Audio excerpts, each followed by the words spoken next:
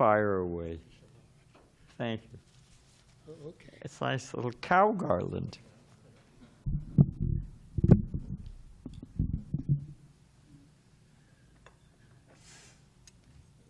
Let's forego a drummer.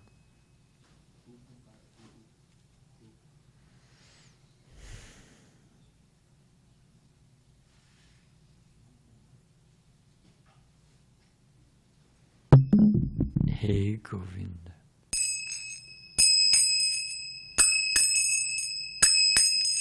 Jai Radham Madhava Kunja Bihari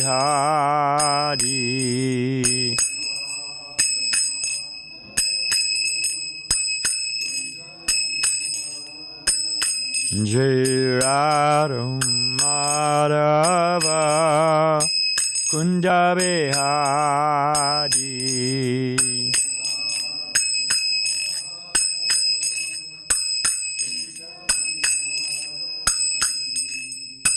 Gopijana Balaba Girivanadari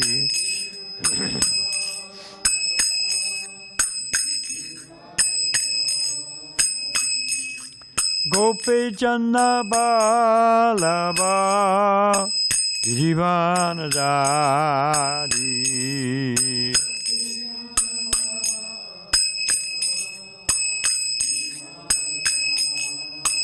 Jasodanandana Vajjanarandana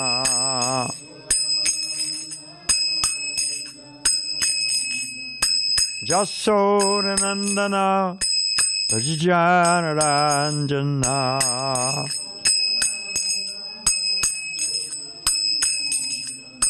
Jamunitiravanachadi Jamuna Tiravanachadi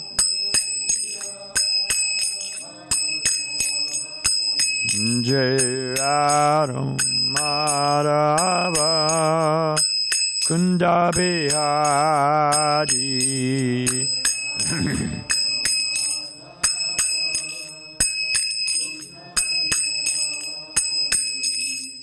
Hare Krishna, Hare Krishna, Krishna Krishna, Hare Hare, Hare Rama, Hare Rama, Rama Rama, Hare Hare.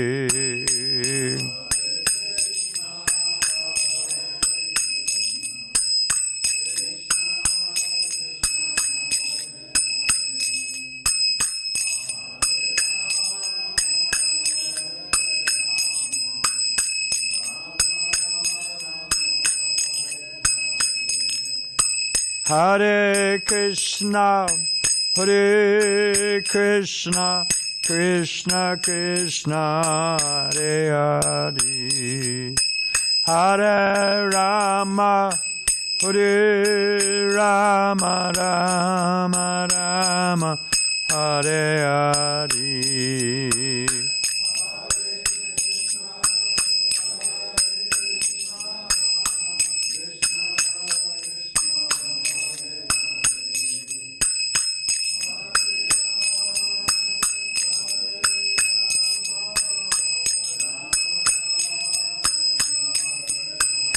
Jai Radham Madhava Kunda Bihari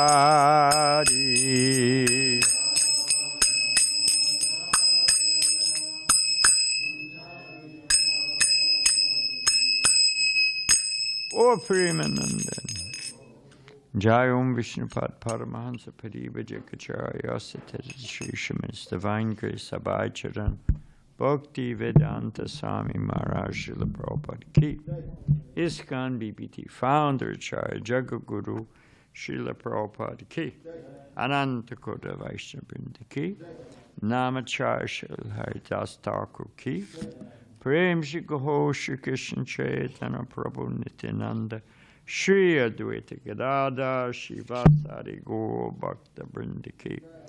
Shri Shri Radhakrishna Gaur Gopinath Shama Kunda Radhakunda Giri Govardhan Ki. Vrindavan Dham Ki. Mathura Dham Ki. Dwarka Dham Ki. Navadvip Dham Ki. Jagannathpuri Dham Ki. Jamuna Mai Ki. Ganga Mai Ki. Tulsi Maharani Ki. Bhakti Devi Ki. Samveda Bhakta Vrinda Ki.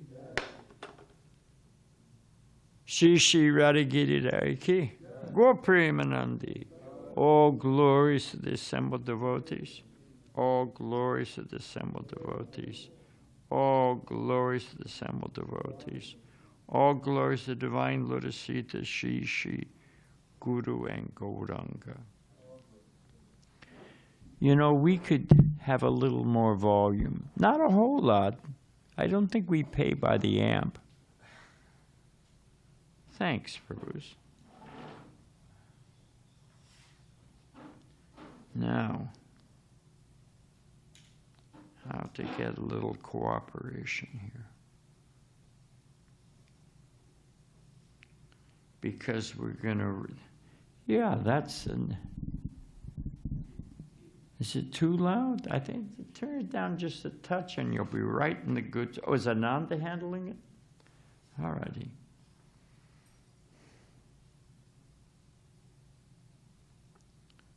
So where did we leave off yesterday?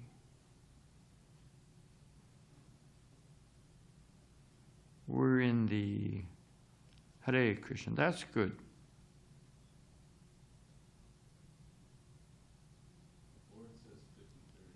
We're in the 9th. Yeah, the board's right, but that's not where we left off. Chapter 4. Anyone remember?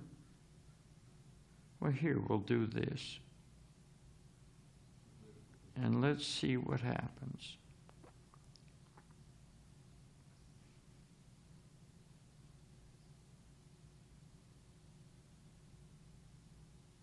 Oh, we were so close. I think we read about the serpent being burnt to ashes.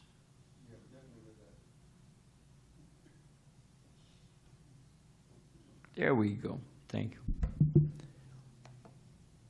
Krishna sadamo pakate dharmaganadi visaha kalanasa dashamesha parano ko nidodata narayana namaskritchat naram chaivam narotama devim sarasatim vyasam tato jaya mudirayat. The Bhagavatam is as brilliant as the sun. It has arisen just after the departure of Lord Krishna to his own abode, accompanied with knowledge, religion, etc. Persons who have lost their vision due to the dense darkness of the age of Kali should get light out of this Purana.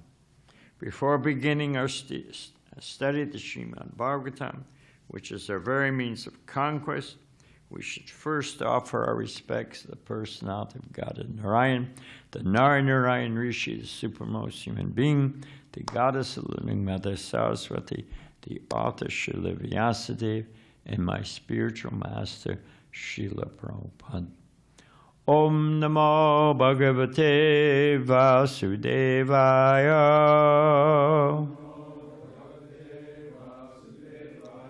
Om Namo Bhagavate Vasudevaya.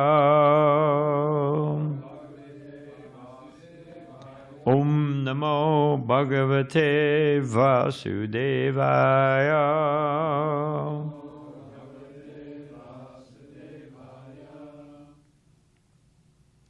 And I don't want to break up the rhythm of the Bhagavatam, but I think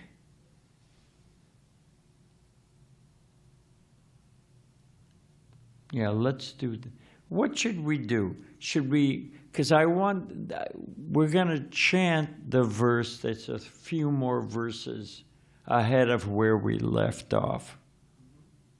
So should I start with the Sanskrit, or should I read the verses up to the verse and then chant the verse? You're nodding. That's what we've been doing. All right, then. Let's stick with a proven pattern. So we're starting with text 49.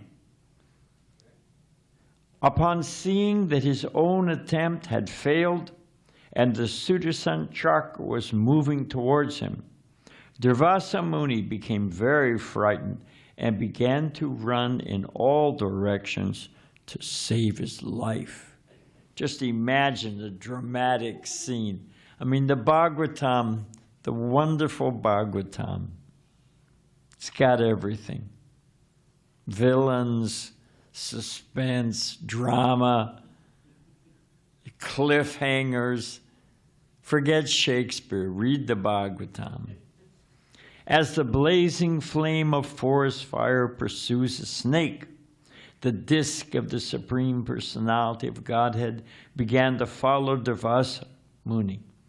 Durvasa Muni saw that the disk was almost touching his back, and thus he ran very swiftly, desiring to enter a cave of Sumera mountain.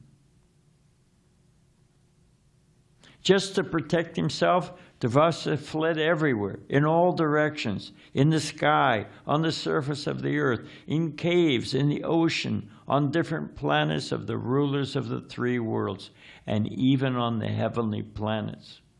But wherever he went, he immediately saw following him the unbearable fire of the Sudarshan Chakra. Now, okay, we got one more verse. With a fearful heart, Durvasa Muni went here and there seeking shelter. But when he could find no shelter, he finally approached Lord Brahma and said, O my Lord, O Lord Brahma, kindly protect me from the blazing Sudarshan Chakra sent by the Supreme Personality of Godhead. And then today's verse, hopefully. Sri Brahma Uvacha Stanam Madhyam Saha Vishvam Etat Kridavasane Dvi Parada Samge Bru Banga Matrena He Sendidha Sendidaksho. Okay, hold on.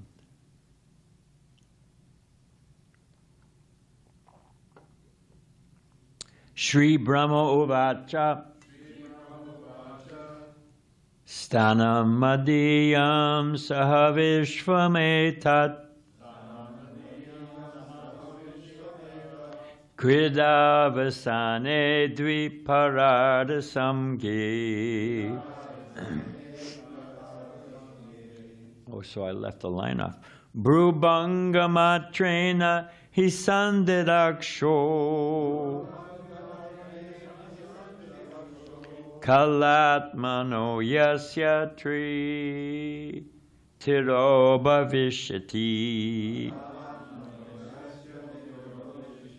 Sorry about that, Prabhus. Sri Brahma Uvacha Stanam Madhyam Sahavishvametat.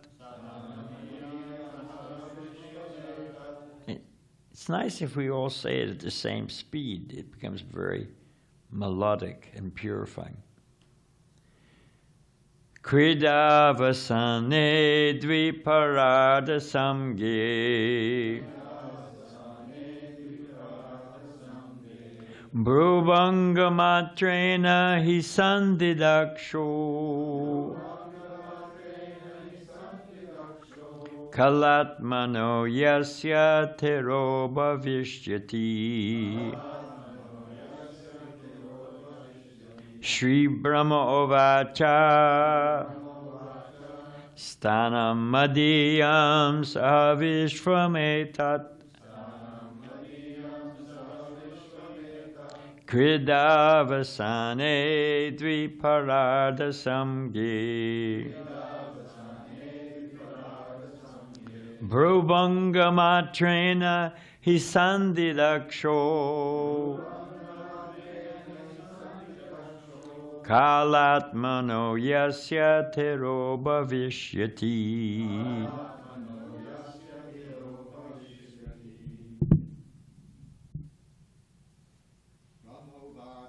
Sri Brahmavacha Stanam Madhyam Saha Vishvametat Kridavasane Dviparada Samge Bhrubangamatrena Hisandidaksho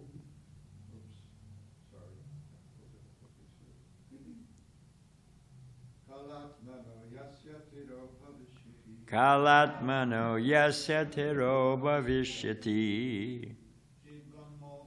Sri Brahmovacha Stanam Madhyam Savishvaetat Kridavasane Dviparadamge Buddham Etena Hisandikaksho Kalatmano Yasyati.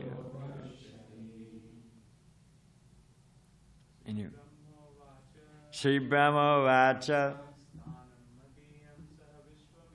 Stanam Madhyam Sahavishvaetat Kridavasane Dviparada Samge Bhruvangatatrena Sandatidaksho Kalatmano Yasya Tero Bhavisha. Vaishnavis Sri Brahmovacha Stanam Madhyam Sahavishvaetat Kridavasane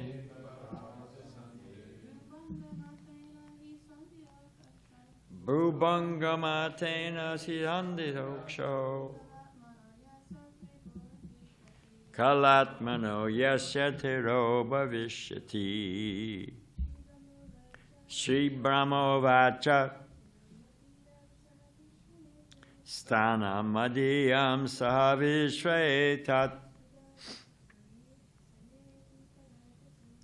Kridavasane Dviparada Samge Bhrubhangamaitrena Hidaksasanso Kalatmano Yasya Tribo Vishi. Sri Brahma Ovacha. Lord Brahma said, Stanam, the place where I am, Madhyam, my residence, Brahmaloka, Saha, with, Vishvam, the whole universe, Etat, this, Krida Avasane, at the end of the period, for the pastimes of the Supreme Personality of Godhead. Dviparada Samge, the time known as the end of a Dviparada.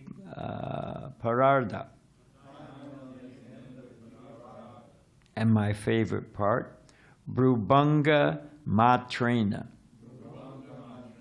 Simply by the flicking of the eyebrows. And you'll see why that's significant in a moment. He, indeed, Sandidaksha, the Supreme Personality of Godhead, when he desires to burn the whole universe. Yeah, hold on, do we go on further? Yeah, because it's two verses merged. Kala Atmana the form of destruction. Yasya, of whom? Tiro Bhavishyati, will be vanquished. Okay, so the translation, this is actually 2 verses. Lord Brahma said, at the end of the Dviparada, when the pastimes of the Lord come to an end, Lord Vishnu, by a flick of his eyebrows, vanquishes the entire universe, including our place of residence. Such personalities, because remember, he'd asked, give me shelter. Yeah. So he's looking for a safe place. Such personalities as me and Lord Shiva, as well as Daksha, Bhrigu, and similar great saints, of which they are the head, and also the rulers of living entities, the rulers of human society, and the rulers of the demigods, all of us surrender to that Supreme Personality of Godhead, Lord Vishnu, bowing our heads and carrying out his order for the benefit of all living entities. I'm not going to repeat because it's a long verse, 2 verses. So Prabhupada's purport. In Bhagavad Gita 10:34, it is said, Mrityusarva haraschachaham. When the Supreme Personality of God approaches as death, or the Supreme Controller of time, he takes everything away. In other words, all opulence, prestige, everything we possess is given by the Supreme Lord for some purpose. It is the duty of the surrendered soul to execute the orders of the Supreme. No one can disregard him. Under the circumstances, Lord Brahma refused to give shelter to Dravasa Muni from the powerful Sudarshan chakra sent by the Lord. Om Gena Timarandasya Gena Gena Salakaya Jakshushan Militan Gena Tazare Shi Gurave Namaha. Just because we were talking about it yesterday, I was in Los Angeles when there was an earthquake, and Prabhupada was giving Bhagavatam class. Now the setup for this is the big one was coming. They were selling land in the Arizona desert because it would soon be seaside, shoreline. So it was, and Prabhupada had been informed about this. The big one was coming, and what do we do? There was one of our astrologers who'd predicted that, warned everyone, like one of the prophets of yore, stood at the end of Watsika with his station wagon, packed up with his kids, and said, and his wife, I warned you, this is it, you're all going to be underwater, if you're still alive. And he drove off into the Arizona desert for his soon-to-be seaside estate. Prabhupada didn't pay much attention. And after a couple days, Prabhupada's giving Bhagavatam class, and an earthquake hits. And the chandeliers, this is in the old temple room, and where the museum is now. And the chandeliers started to sway. There were accordion doors on the altar. They shook open. You could see the devotees dressing little Rukmini, Dwarkadish, and Jagannath. Couple people, Somebody mentioned screaming yesterday. A couple people ran out of the temple room. And Prabhupada looked up, noted the chandelier shaking, and went right on giving Bhagavatam, was completely unfazed, uninterrupted, undisturbed. I calculated, well, if I'm going to go, what better way to go than in Bhagavatam with Srila Prabhupada? So just a little anecdote about the earthquake.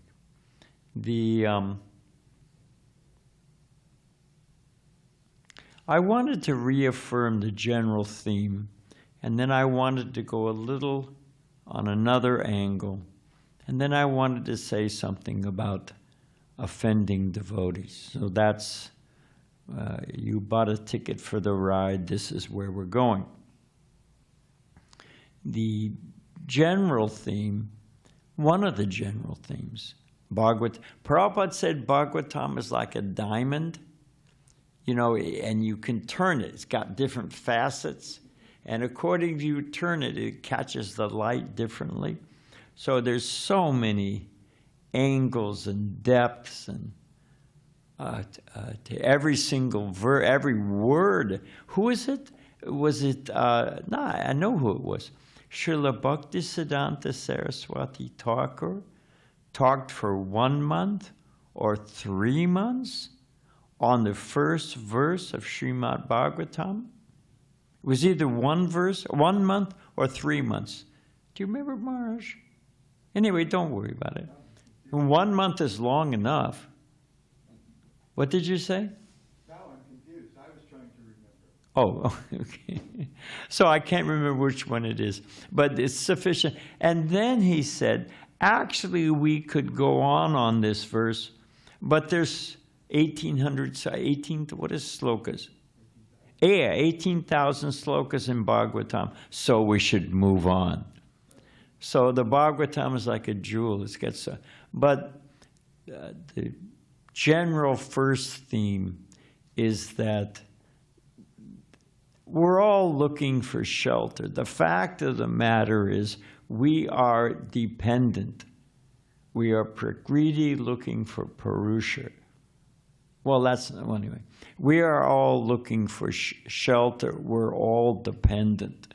Now, whether, you know, John Wayne, you know, I'm an independent. No, you're not. He was laid low by cancer and couldn't do a thing.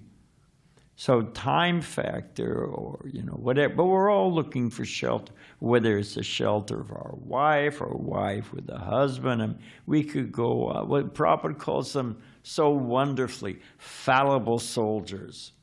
So we're all looking. But the point here is that even Lord Brahma, you can't do it on your own strength. He's running, he's hiding, he's making his own plan. That's not going to work. Sudarshan Chakra's narrowing in on him, you know. Okay, well, let me find somebody else. He goes all to the rishis and the demigods. Finally, he goes to Lord Brahma. Sorry, can't help you. You know, it's so that's the general theme, that we can make so many plans for shelter, for relief, for that. Krishna's the only one.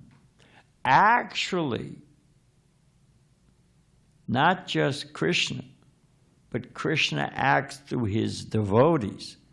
The real shelter, Krishna's means of providing shelter is the shelter of devotees. But anyway, what was I going to say? But okay, I want to go in a little different angle here, because I like this, once again, the poetry of the Bhagavatam, that with a flick of Krishna's eyebrows, it's like sometimes Prabhupada would say it's something, it's, you know, someone's no more significant than a fig. You know, it's just insignificant beyond measure. So with a flick of his eyebrows, the entire creation is finished. I mean, he could do it with the flick of one eyebrow, one eyelash. So we are all completely dependent on the mercy of the Lord. What we have, the Bhagavatam so many times does compare and contrast. And when you compare and contrast, it brings things into focus. So here we have Devasa Muni doing everything he possibly can to escape. And there's nothing, there's no shelter. And we know the rest of the story. Ultimately, he goes to Krishna, and Krishna says, hey, you offended my devotee. There's no other shelter. So he is filled with terror. Durvasa Muni. We just read the description of the burly beast. Well, I forget what was his color. Was he blowing flames? What was, Huh? He was personified fire. When that was coming after Ambarish, compare and contrast, how did Ambarish? They have the black box, in airplanes. And, it's supposed to, if there's a crash, it records what happens. So if they can find the black box, it records the captains. And overwhelmingly, as the plane's the fog clears and the guy's plowing right into the mountain or whatever it is, either it's some foul word, but the majority of the time, they call for their mother. They call for mom. But mom can't help them out, So the point is that what did Ambarish call for his mother? Did he back off? Did he run? What other than Dravida and other than Maharaj? So the rest can have a chance and can wake up out there. What did Ambarish, what did he do? He remained steady. Didn't back up even an inch. But it was not arrogance. And this is the theme I wanted to get to. It wasn't that, well, Krishna's got my back, so bring it on, buddy. That wasn't the mood. And we talked, Mukunda Charana Prabhu asked that nice question. And it wasn't that, well, I know that Krishna's guaranteed my shelter, so bring it on, buddy.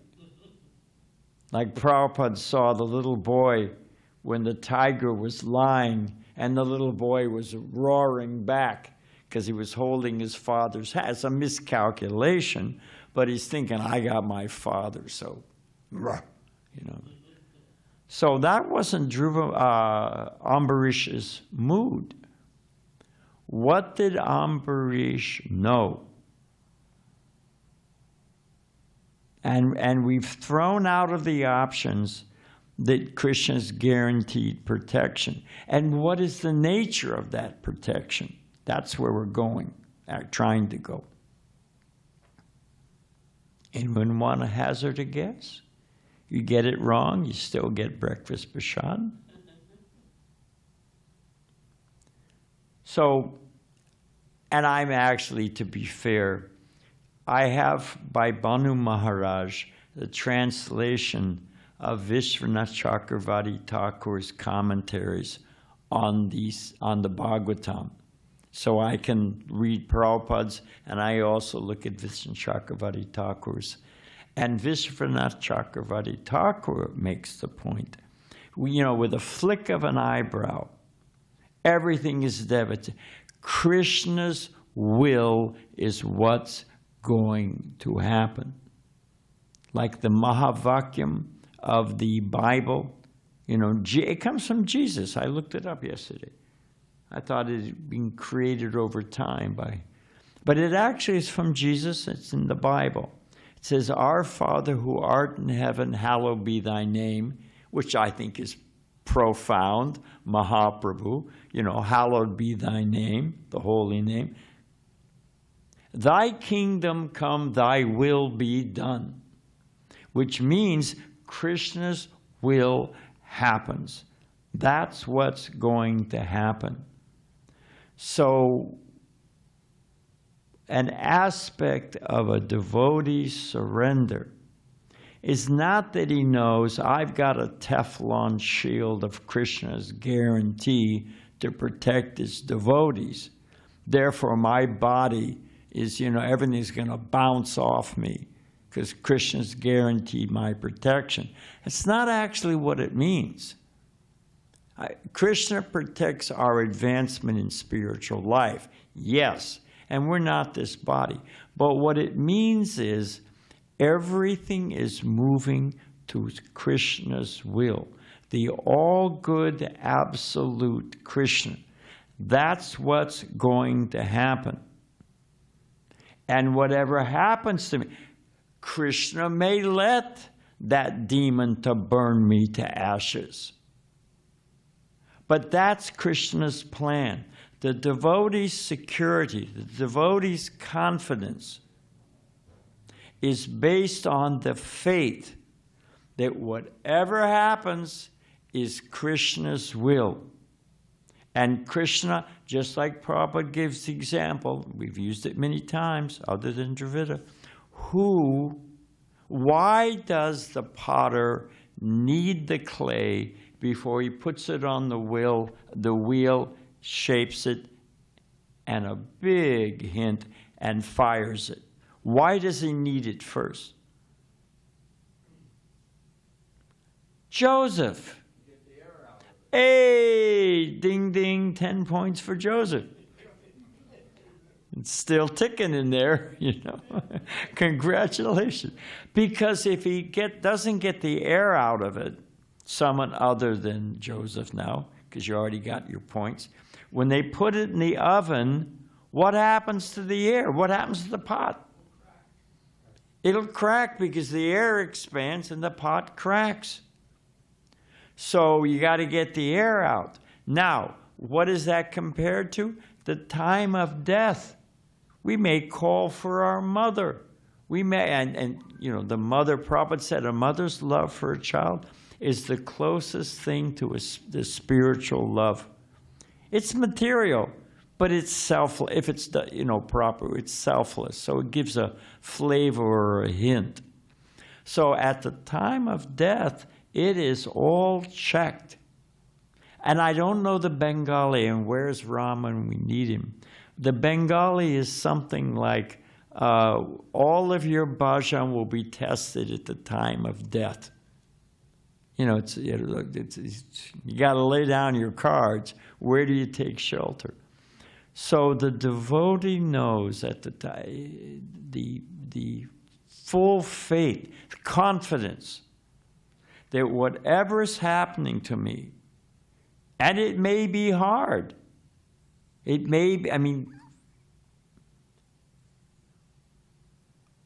what does Prabhupada gives the example of just blow on the boil?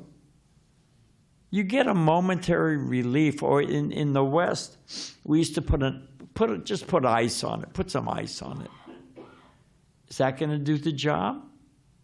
Does a doctor, you come with a boil or an infection, it's throbbing with pain, and you pay the doctor, whatever it is, $60, I don't know, you can do inflation, I don't know what it costs for the visit, and you want relief, and he gives you a Ziploc bag with some ice cubes and says, go home. Are you happy that you got your money's worth? What's the doctor got to do? He's got to get out the scalpel, and he's got to dig, and you got to get the root out. If you got a big boil, it's a big deal. And you got to get the root out. You can't just blow on, put ice on it, lop off the top. You got to get the root out. Otherwise it comes back. And it spreads, you get other boils. So Krishna is doing his job. And each and every one of us, and that's the confidence, that's the security, that's the shelter, is confidence in Krishna's doing the best thing for me. And if losing my wife or getting hit by a truck, you know, whatever, losing all my money, I have confidence that it's Krishna's mercy for my own benefit. Now, there's a further aspect of that. Krishna has his plan in this world. Prabhupada was fully ready to preach in India. He had the league of devotees. It was rolling. He even had a disciple or two. People were coming. It was taken off. And, you know, I'm not picking on women. Don't, you know, save me the emails. It's just a historical fact. It could have been the men's bowling club. But the wife of the mayor had a ladies' club and wanted that property. And they just kicked Prabhupada out of the property. You know, I don't know whether it was a lease or it was a government loan or whatever it was, but Prabhupada, you know, he lost it to the Women's Knitting Association or whatever it was. What? Now, how do we understand that happened? Why? And Prabhupada's a human being. You know, Prabhupada says, after all, we're not dull stones. He was disappointed.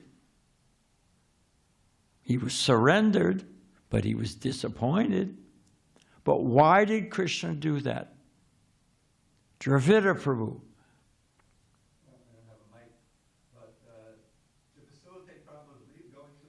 If Krishna wanted Prabhupada to come to even more glorious success, more powerful success, and even if you don't measure the level of success, Krishna wanted Prabhupada to come to the West. And he shut off every single door.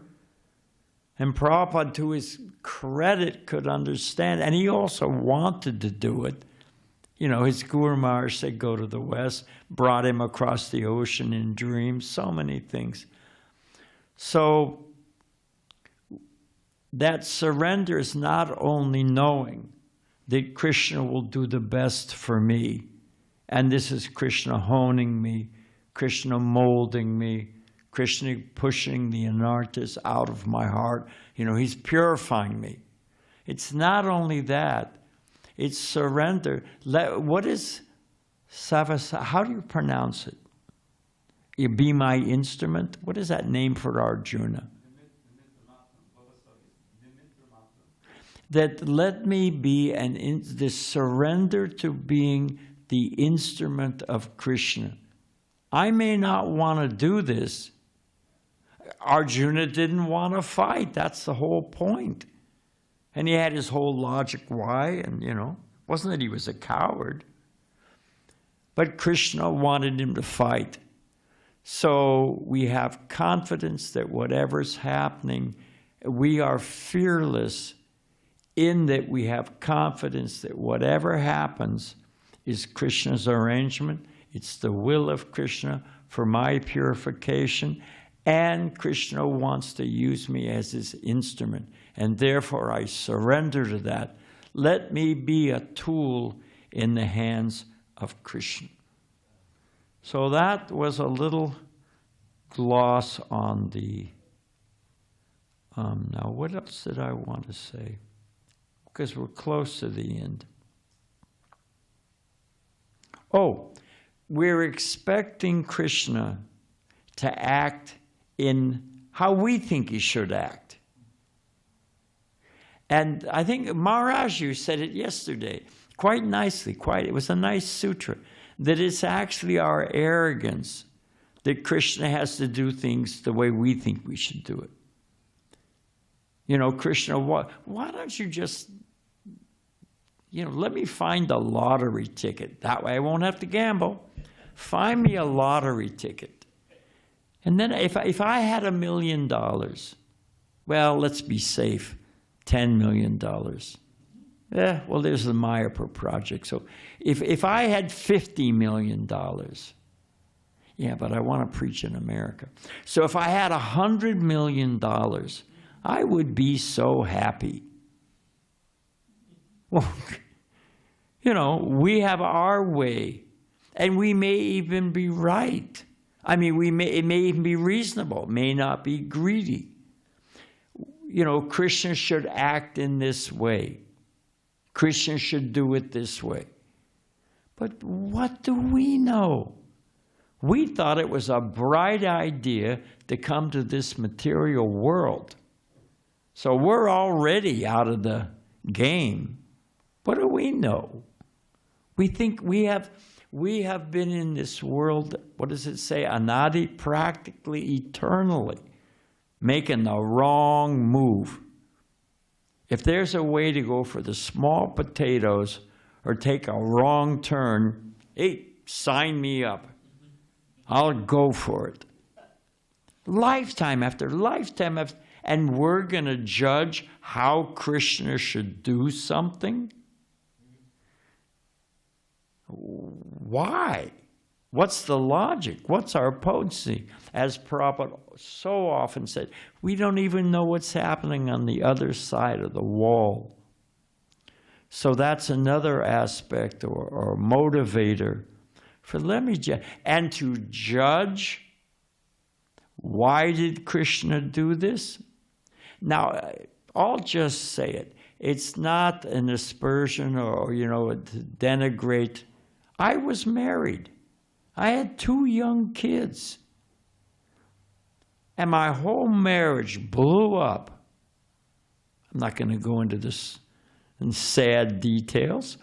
But, and I was thinking at the time, Krishna, why? I was a young man. I'm going to be unprotected. I was a temple president. You know, there's so many pretty women. I'm going to get married again? I don't want to do that. And I got these 2 kids. Why, Krishna? But all's well that ends well. You know, it worked out. I had to give up a lot. I had to surrender. It was Krishna's mercy. I mean, I regret that somehow or other I could have helped my wife. I mean, you know, that's all there too, fine. But hey, I came out okay and the kids came out okay. Here's a true confession for you. But I don't know why Krishna is doing something. And that doesn't mean because I don't understand, oh, why Krishna? Like Lear, because we were talking about Shakespeare, on the moor, you know, raging against the wind. Why have you done this? I don't know. Who am I? The arrogance to think that I can figure out Krishna's plan, and to heap on a double scoop of arrogance to judge why Krishna has done something, and even to frost the cake that I think Krishna did the wrong thing. What? So I think we should end there. That's a little gloss on the motivators and how to have faith and surrender and the willingness to be Krishna's instrument. We will take up, you know, offenses to devotees. We'll do that some other Sunday. Thank you very much, Prabhu. Hare Krishna. Glories to Prabhupada.